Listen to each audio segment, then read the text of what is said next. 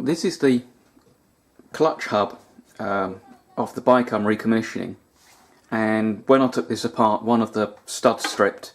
They're threaded in with an M7 thread, and these particular ones are peened. I've seen them sort of various styles of fixing. One of the screws was, nuts was quite tight. The stud broke loose, broke the peening off. The thread was actually okay, so I've been able to thread it back in again, and I Loctited it, and then I've peened it again, and I think that's going to be an effective repair, particularly if the nuts aren't run down tight, and we put a little bit of I'll probably put some lanyard guard on the threads to stop them rusting and seizing up. But we've got another little issue to deal with on the clutch, and it's an upgrade rather than something that's actually wrong with it. You can see on the back you've got this area here with some striations from something rubbing, and that is the clutch thrust washer.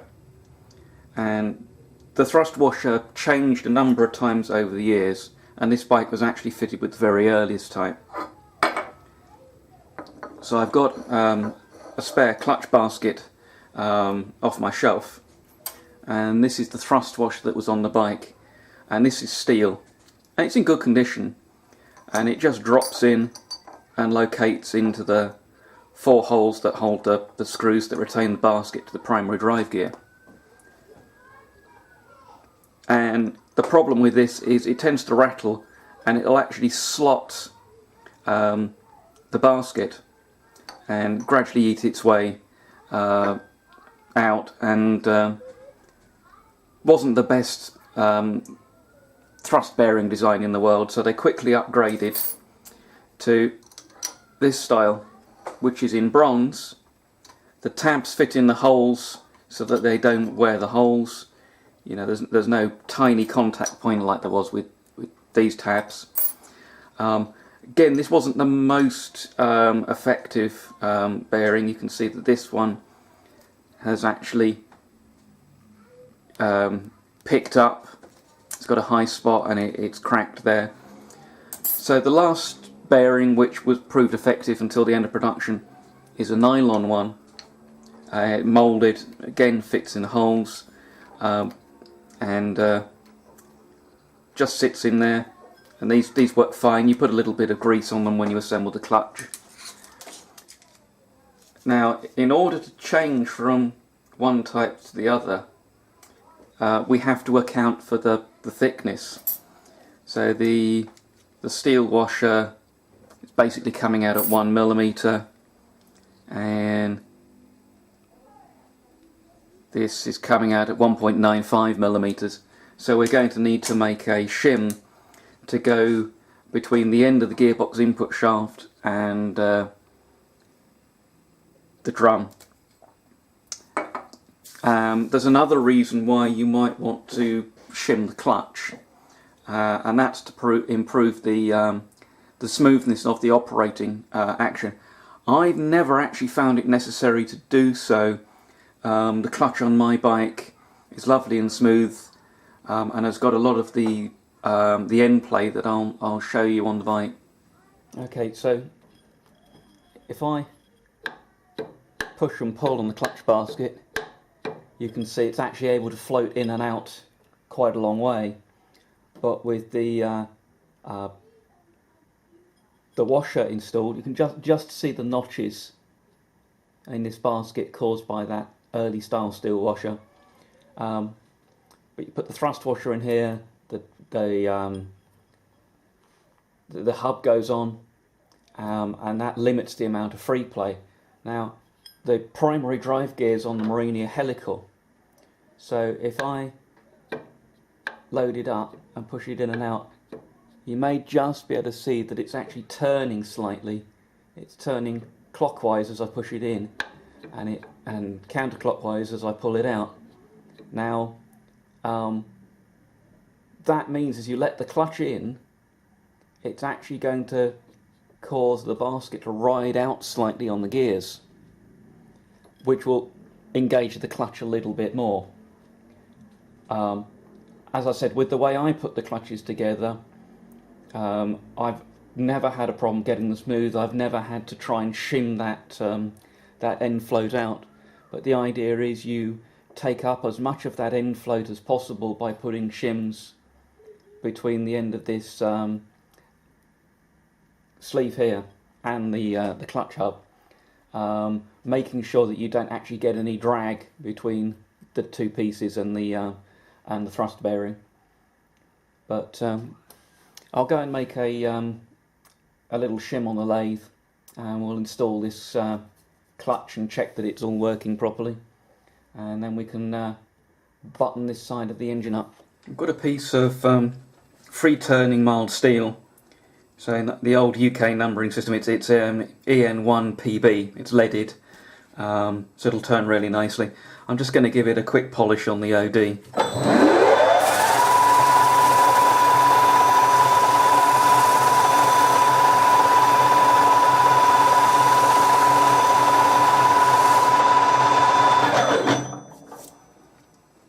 And I'll face it just to clean it up, because I'm actually going to face it again with the grooving tool. Am I going to get away with that? Might do. I'll have a look. Let's give it a go.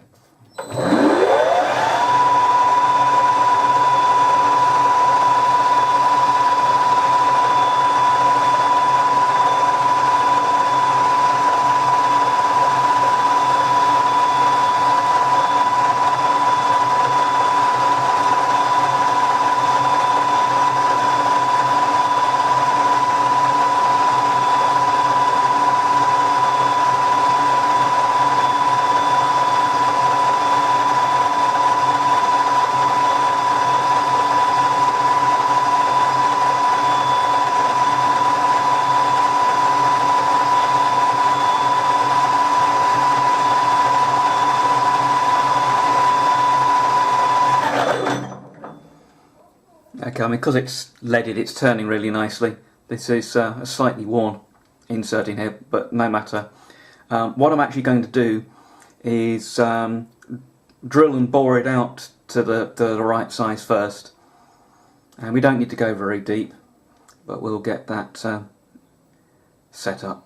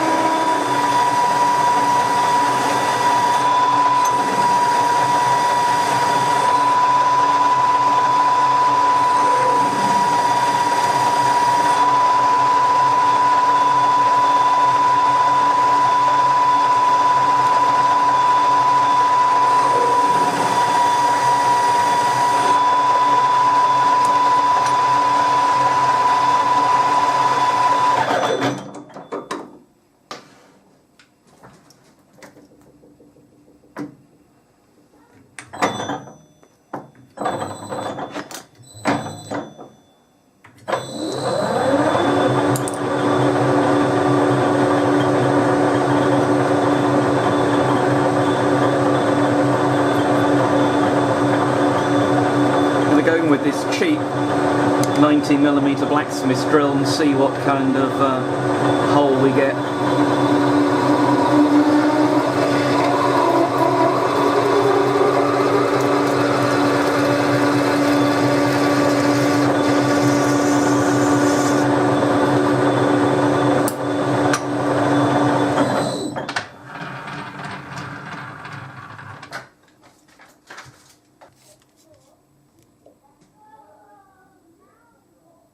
Okay, I'm getting sort of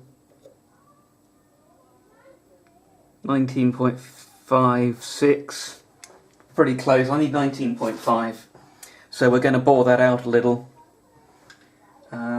I'll probably bore it to 19.6, give it a little bit of clearance on the shaft.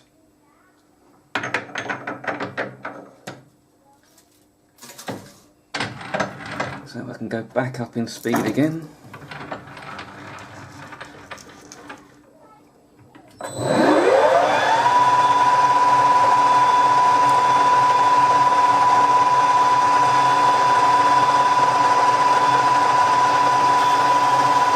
Get a touch off.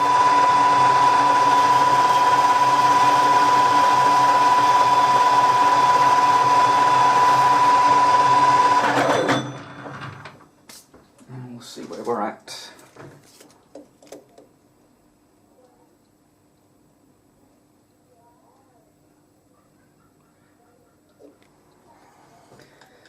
So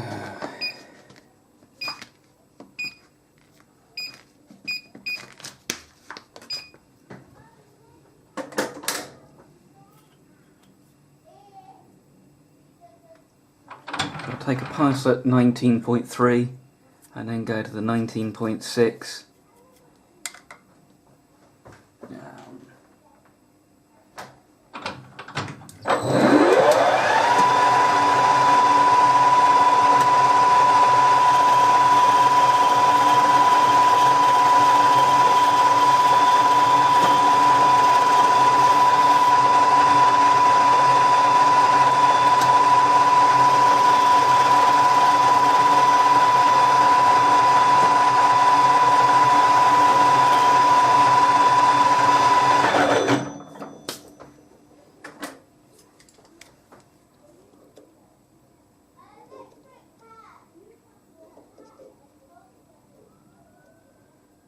Yeah, I'm getting a pretty good agreement with the DRO.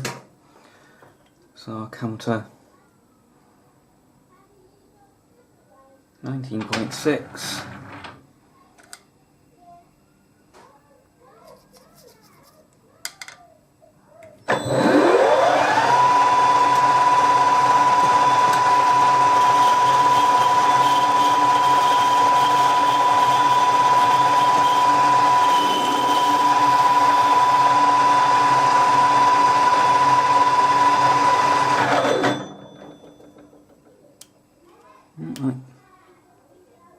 We've got some build-up on the edge of that tool, but I think it's still probably sufficiently good enough for this job.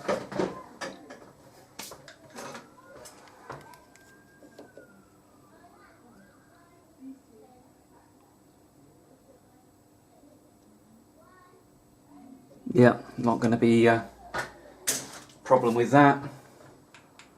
So I'm just going to break the edges very, very lightly. In fact, I might just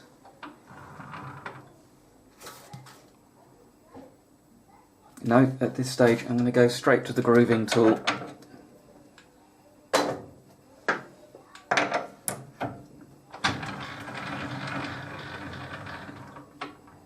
So the aim is here is just to face that with the corner of the grooving tool and set a 0 on the DRO. Then move at the thickness of shim I want and part it off. We'll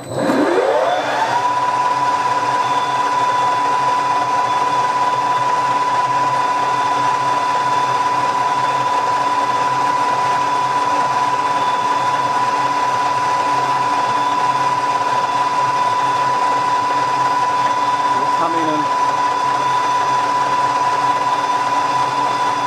shave a little off.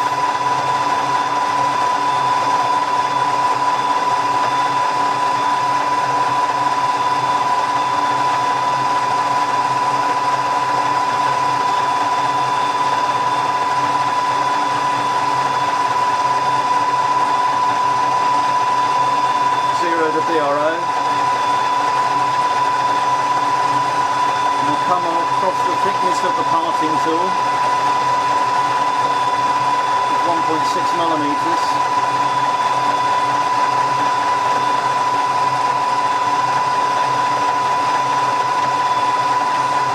Zero again. And then we'll come over 0.95, which is the thickness of the shim I want.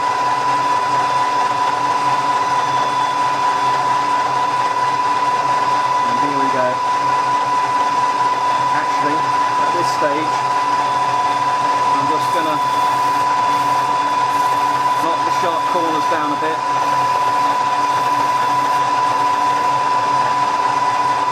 And then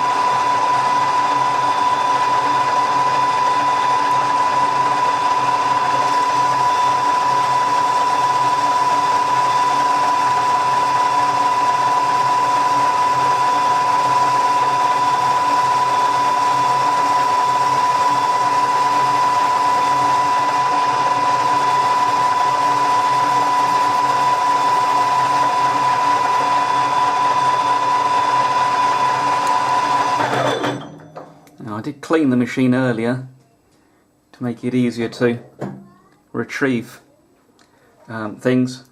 I should have, if I'd have gone a little gentle, I might not have ended up with the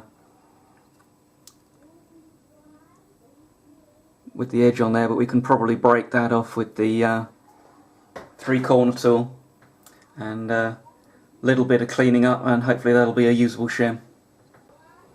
Okay, all I'm doing to get the burr off is to work my way around with the 3-corner scraper and just peel it off.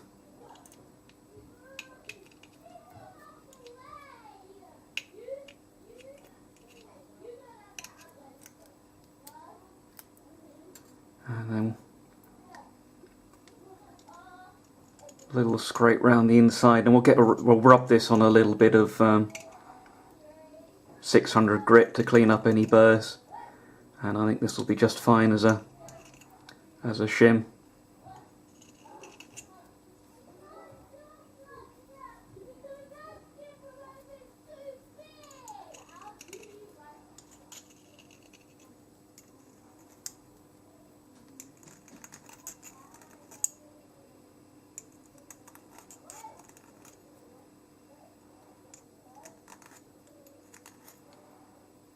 Yeah, looks good.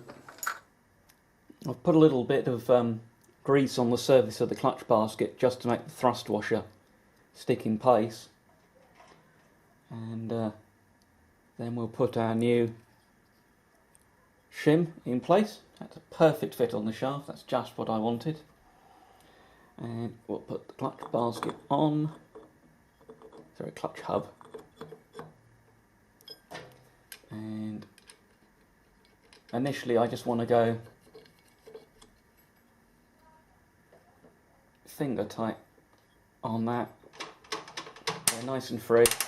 That's the kickstart mechanism you can feel. And there's still a little bit of end float on the clutch, and that'll reduce slightly when that's all actually torqued down. So that, I think, going to be just about right. So in fact I can take this original nut off and we'll fit the later style one.